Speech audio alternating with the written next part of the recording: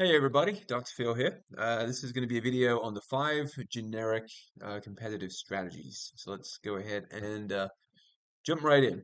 So the first thing I wanted to talk about in this video was what we like to refer to as the value proposition. Maybe that's a term you've heard, maybe it's not. So think of just before we get into like strategy and the value proposition, just sort of understand the idea of like what value does a firm propose to to its consumers, to its customers, right? Obviously, if they're going to part with money, then there has to be something they're getting in return, and that's part of it's the idea of the value proposition. Um, Now let's talk about now that you sort of understand that maybe a little better. Let's talk about how strategy and the value proposition sort of interact or maybe intertwine. So, competing successfully and gaining a competitive advantage involves giving buyers what they perceive as a superior value proposition by offering obviously a good product at a lower price. It can't always be a lower price. Sometimes, if it's a good quality product, there might be some constraints there, but certainly a reasonably, maybe a competitive price. A superior product that's worth paying more for. Some, people, not everybody, but there is a sort of a group, a segment of people that are willing to sort of part with more cash if the product, or at least maybe I should say, if they perceive that the product is better. Maybe the product really isn't that much different than anything else. Maybe it's just the branding's better, the packaging's better, but they perceive in their mind, they say perception's reality, that it's for whatever reason better, and they're willing to pay more for it. And then finally, a best value product that represents an attractive combination of price, features, quality, service, and other appealing attributes. And that the other appealing attributes could be a whole litany of different things that would, if you ask five people, what those attributes were, you probably get five different answers. All right, so let's talk about competitive strategies. So competitive strategy tends to deal with the specifics of management's game plan for competing, hopefully successfully through, how you're keeping customers on side, how you're keeping them happy. Things like surveys, sometimes rebates can do that pretty well. Strengthening its market position. Every company is, wanting to continually strengthen their market position. They might get to a point eventually where they just want to hold what they have, but certainly in like the earlier days, they're going to want to strengthen their market position. They're also going to want to counter the maneuvers of rivals because it's not like everybody around you is, other firms are stationary, right? They're trying to outwit you, you're trying to outwit them. So it's almost this sort of awkward kind of dance of, these different firms in a certain market space of, all right, we see what you're doing over there, how are we going to react to that? Or maybe you haven't done it yet. We anticipate you might do it, so therefore we want to preemptively do something on our end that maybe will stop that. Responding to shifting market conditions. Things change in the market, right? Interest rates go up and down. Just as one example, so, consumer disposable income goes up and down. That's more important, if you're dealing with sort of wants versus needs, just as a sort of a quick example there. Now, the two principal factors that distinguish one competitive strategy from another are firstly, whether a firm's target market is broad or narrow. So, is there a lot of people you can sell to, or is it much more sort of defined, much more narrow? And then whether the firm is pursuing a competitive advantage linked to lower costs or differentiation. So think of like lower cost. The exemplar would be Walmart. Maybe the quality isn't the best, but you're probably going to get the lowest price. We think of differentiation strategies. Think about the word or the term like difference. What is your way of being different? Um, Target, for example, looked at Walmart a number of years ago and said, we'll never compete with them head to head, but there are things we can do that they're not very good at. And so, if you'll tend to find, even though they probably sell a lot of the same kind of things, if you go into a Target versus, Walmart, you probably have a different, you might come out with the same products, but you will probably have a different experience. Maybe you get in and out faster, maybe the store's cleaner, the associates are more knowledgeable, so on and so forth. So let's talk a little bit about competitive strategy. So this concerns the specifics of management's game plan for competing successfully and securing a competitive advantage over rivals in the marketplace. Now, obviously that's easier said than done. And obviously, there's not going to be generally one firm in any one space, right? There's going to be multiple firms. So and they're all trying to do this, right? Like it's not like all the other firms are saying, "Oh, you go ahead." Obviously, no one's saying that, right? Everybody is trying to do this, so kind of keep that in mind. So the five generic competitive strategies. So the first one is what we call a low-cost provider strategy, striving to achieve lower overall costs than rivals and appealing to a broad spectrum of customers, usually by underpricing rivals. Rivals. So again, good example is Walmart. A broad differentiation strategy, seeking to differentiate the firm's product or service from rivals in ways that will appeal to a broad spectrum of buyers. And then number three, a focused low-cost strategy, concentrating on a narrow buyer segment, or maybe we could term that a market niche, and out competing rivals by having lower costs than rivals and thus being able to serve niche members at a lower price. Number four is what we call a focused differentiation strategy.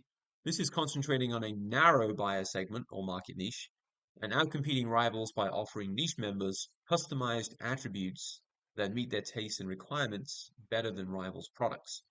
And then finally, number five, this is what we call a best cost provider strategy, giving customers more value for the money by satisfying buyers' expectations on key quality features, performance, service attributes, while hopefully beating their price expectations. Now, this option is a hybrid strategy that blends elements of low-cost provider and differentiation strategies. The aim is to have the lowest, best costs and prices among sellers offering products with comparable differentiating attributes. So a low-cost provider strategy is a powerful competitive approach with price-sensitive buyers when a firm's offering has meaningfully lower costs than rivals, but not necessarily the absolutely lowest possible cost, while also not being one of many competitors with low costs. And also includes features and services that buyers consider essential. So generally speaking, great to have, one like sort of either one of those, but really, in a maybe a somewhat utopian world, a firm would have, both of these things. Then, if they're able to sort of exhibit both of these traits, this is going to be a really powerful approach to, not just getting customers, but I would also submit keeping customers. So let's kind of define this idea of a low-cost leader. So a low-cost leader's basis for competitive advantage is lower overall cost than competitors. Success in achieving a low-cost edge over rivals comes from eliminating and or curbing non-essential activities and or outmanaging rivals in performing essential activities. So you could almost think of this as maybe being sort of leaner, better run, more efficient, better managed than your rivals. And if you can do those things, um, again, easier said than done, like a lot of these things. You could well be a viable low cost leader. So translating a low cost strategy into attractive profit performance. Option number one, use a lower cost edge to underprice competitors and attract price sensitive buyers in great enough numbers to increase total profits. One way you could do it.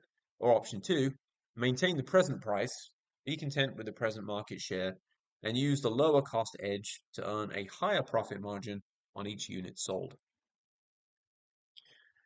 So now I wanted to address, this is a term that a lot of people get confused by. It's what we call a cost driver. So a more formal definition is a cost driver is a factor having a strong effect on the cost of a company's value chain activities and cost structure. So here we see some examples of cost-efficient management or value chain activities. So for example, I'll just pick a couple of these. Striving to capture all available economies of scale. So the idea of economies of scale is, for example, like a good example is mass production. The firms that just mass produce a ton of stuff, they're able to spread their fixed costs over more units. So they're able to sort of drive down their per unit costs. And then just picking one on the right hand side, being alert to the cost advantages of outsourcing and vertical integration. So I'll address outsourcing real quick. A lot of companies will outsource certain functions because it's cheaper. Yeah, there's a little bit of loss of privacy there. Good example of that would be payroll. A lot of companies outsource their payroll functions to a company called ADP. All right, so revamping the value chain. So re-engineering the firm's value chain could be done by selling directly to consumers and cutting out the activities and costs of distributors and dealers. That's one way you could do it. streamlining operations by eliminating low value added or unnecessary work steps and activities. Or you could improve, and or I should be saying and or improving supply chain efficiency by reducing materials handling and shipping costs. So when does a low-cost provider strategy work best? So it typically works best when number one, price competition among rival sellers is especially vigorous. Number two, the products of rival sellers are essentially identical and are readily available from several sellers. So, it's pretty easy to get whatever that good or service may be. Number three, there are a few ways to achieve product differentiation that have value to buyers. And then number four, buyers incur low costs in switching their purchases from one seller to another. So what about broad differentiation strategies? So attractive competitive approaches to use whenever buyers' needs and preferences are too diverse to be fully satisfied by a standardized product or service. So successful differentiation allows a firm to firstly command a premium price because they're doing something so different. People are willing to pay because there's probably no one else they can get it from. Increase unit sales as additional buyers are attracted due to the differentiating features. And then finally, gain buyer loyalty to the brand as buyers develop bonds with the company and its products. So the concept of a value driver. So a value driver is a value chain activity or factor that can have a strong effect on customer value and can also create differentiation. So here we see some examples of value drivers that would, perhaps create that differentiation advantage. So just to pick a couple here, I'm sorry, I'm getting ahead of myself. Input quality, obviously the quality of inputs, if they're high, that could be an example. Of course, that could also mean a higher price. Good customer service. A lot of people complain about, firms' customer service, or in some cases, lack of. Um, and just to pick one more, employee skills, training, and experience. So, if employees are better trained, hopefully better compensated, that could be a value driver for the firm. So value can be delivered to customers in really three basic ways. Number one is include product attributes and user features that lower the buyer's costs. Number two, incorporate tangible features that improve product performance. And then finally, number three, incorporate intangible features that enhance buyer satisfaction in non-economic ways. And a differentiation strategy's price premium reflects the value actually delivered to the buyer and the value perceived by the buyer. So it's not always about the value that a firm actually delivers. It's maybe just as, if not more importantly, the value that the consumer perceives it to be. So it's important to signal value when number one, the nature of differentiation is subjective or hard to quantify. Number two, buyers are making a first-time purchase. Number three, repurchase is infrequent. Think about like cars, for example. And then number four, buyers are unsophisticated. So perhaps maybe, this sort of target segment of the market, maybe typically associated with lower levels of education, for example, or people that just don't really research what they're going to buy beforehand. Which, of course, in this day and age with the internet, it's kind of a shame because it's pretty easy to find out a lot of information on things that you want to buy. So when a differentiation strategy works best. So number one, buyer needs and uses of the product are diverse, which makes sense. Number two, there are many ways to differentiate the product or service that have value to buyers. And then number three, few rival firms are following a similar differentiation approach. That's going to be important because if other firms are, kind of doing the same thing as you, or maybe they're going to follow right behind you, or perhaps you're seeing that they are, then you may quickly lose, your source of differentiation. And then number four, technological change is fast-paced and competition revolves around rapidly evolving product features. All right, that's all for this video, and I will see you all in a future video. Take care.